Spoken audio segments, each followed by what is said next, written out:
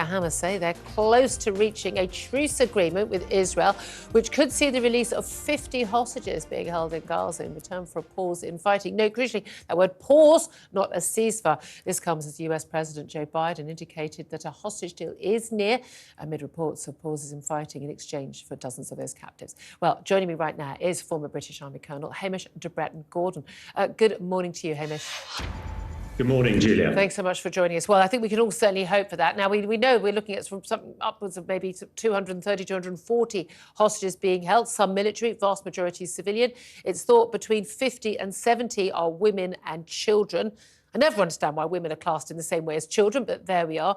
And the hope is that these are the people who would first be released. We've only seen, I think, 4 people already released so far. Some elderly women, a mother and daughter, we're told on humanitarian compassionate grounds. But then you'd think, yeah, releasing babies and toddlers might be something they would do. We've heard of these talks beforehand. They're going on in Qatar with the Hamas leadership, who, of course, don't spend their time in Gaza. Why would they, when they can live in palaces in Qatar and enjoy the riches of the money they get given by Iran and elsewhere? What do you think the chances are that we will see some sort of a deal being done in the coming days and those people going free? I agree with everything you said there, Julia, but I think there is a good chance. A key thing that has happened recently is the supreme commander, the supreme leader of Iran, really threw Hamas under a bus at the end of last week by withdrawing Iranian support, money and military. And that really signaled that Hamas militarily is going to be defeated. And as you say, their boss and his other leaders living in luxury in Qatar are now looking to see how they can get something out of this. So, yeah, one is very hopeful that up to 100, as you say, women and children will be released. But as we're seeing, you know, the other key thing to this is the videos released of the tunnels under Al-Shifa hospital, and also the picture of Hamas fighters within the hospitals, you know, is really underlining exactly what these terrorists are up to. So I think it's a start, and hopefully with this pause, we'll also be able to get massive amounts of humanitarian aid into the 2.2 million civilians who are caught really between the Israelis and Hamas. It's quite clear that Hamas are using them as human shields, and they are the ones who are really suffering. So the key thing is to get them fed, get the lights switched on, get these women and children out, and hopefully the Israelis will be able to defeat Hamas, who I think are really quite well written down. And this is obviously the main reason that they're going for some sort of peace deal at the moment. Yeah, indeed. But it is a positive step in what has been a dreadful conflict so far. Yeah, I mean, that's the thing, though. We know that, you know, Israel is very clear. They don't want a ceasefire. They're sort of on a sort of military role. There is a momentum. They feel that will any ceasefire will only help Hamas. And they've always been very clear there wouldn't be no ceasefire while they still hold hostages. I think a perfectly reasonable position. People are dying. Innocent people are dying in Gaza because of Hamas. That is it is their actions that have caused that. But there's also an awful lot of pressure on the Israeli government, particularly the Prime Minister Benjamin Netanyahu, over the failings on October the 7th of the Israeli Defense Forces to protect people who were brutally murdered, raped, tortured and taken hostage, to get these hostages back. And we know we've seen some of the families of some of these hostages actually walking out of meetings when they've been told by government officials in Israel that actually, you know, their priorities are, you know, basically destroying Hamas and getting the hostages back, but that these have equal priority. But of course, if it's your own family member, you've only got one priority, and that's getting your loved one back.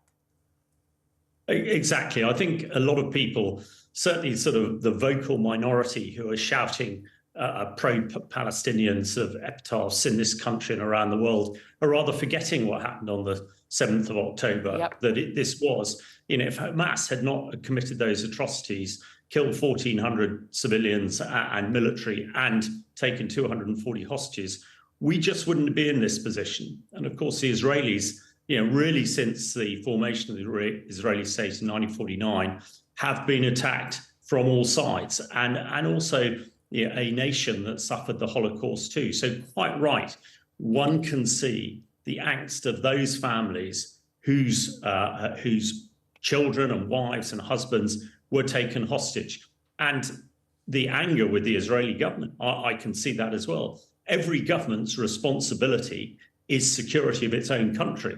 And it's something that we need to look very carefully at ourselves at the moment with what's happening in Ukraine. And let's not forget Ukraine, that the war is going on at the moment. However desperate things are happening in Gaza, actually, we take our eye off the ball in Ukraine, and that's going to have a much greater impact on us. But I absolutely sympathise with not only the Israeli civilians who are hoping to get their family back, but also those Palestinians who Hamas are throwing in front of them to protect themselves. And it is absolutely horrendous. So hopefully the ceasefire might be the beginning of better things. Well, ceasefire, well, they say take pauses. So that would mean, 5-6 hours a day, humanitarian aid being able to go. And we're told, all of these aid agencies say we simply can't protect people. And even when people were told to move from northern Gaza to South Gaza, they were still being bombed in South Gaza. So that's, a very big issue. They're getting that aid in. We've seen the transportation of some of those very, very, very poorly newborn babies in incubators taken to safety in Egypt. Again, I didn't like the way that was all done for the cameras. It seemed to me those children were exposed unnecessarily just to get the footage around the world. And there's no doubt at all that the Palestinian civilians, particularly babies and children, are being used as PR by Hamas. But I mean, what a lot of people find astonishing, though, is the ability to do a deal with an organisation, with a terrorist organisation. The man who orchestrated, masterminded the October 7th massacres, that he is leading the negotiations for Hamas to return some of the people he stole, children that he stole, back to Israel. I mean, look, you've been in warfare. How do you even sit round the table with someone like that? Yeah, Julia, I agree. It's absolutely horrendous. And when you see these people who are responsible for this death and destruction, and as you say, all the propaganda and disinformation that's coming out of Hamas and being supported by others makes it very difficult, I think, for people who are watching this to really sort through the wheat and the chaff. What is true? A lot of people don't believe what Israel's saying, and even more, hopefully, don't believe what Hamas is saying. But the reality is, unfortunately, that the only way this is going to move forward, if people do negotiate with the terrorists, we had to do that in Afghanistan with the Taliban. We had to do it in Iraq, and of course, in this country, we had to negotiate with the IRA. Unfortunately, life is not nice and smooth all the time. There are a lot of very nasty people out there who will do us evil, and that is why it is so important that we do stand up for this and don't capitulate as others would see us do. Because quite frankly, Hamas would quite happy come to London and do wrong to all those people who are shouting for them. So unfortunately, Hamas are a terrorist group who are just bent on killing as many Israelis as possible, and which is why I agree the Israelis must get their hostages out. They must neutralize Hamas. But in order to do that, there will be some negotiation with their enemy. That's what happens. They've released many hostages before. I mean, the last time they got a hostage, a soldier back from the IDF, and they released 6,000 Palestinian prisoners in return. Really appreciate you joining us. Great to talk to you. Hamish de Bretton-Gordon, thank you for that.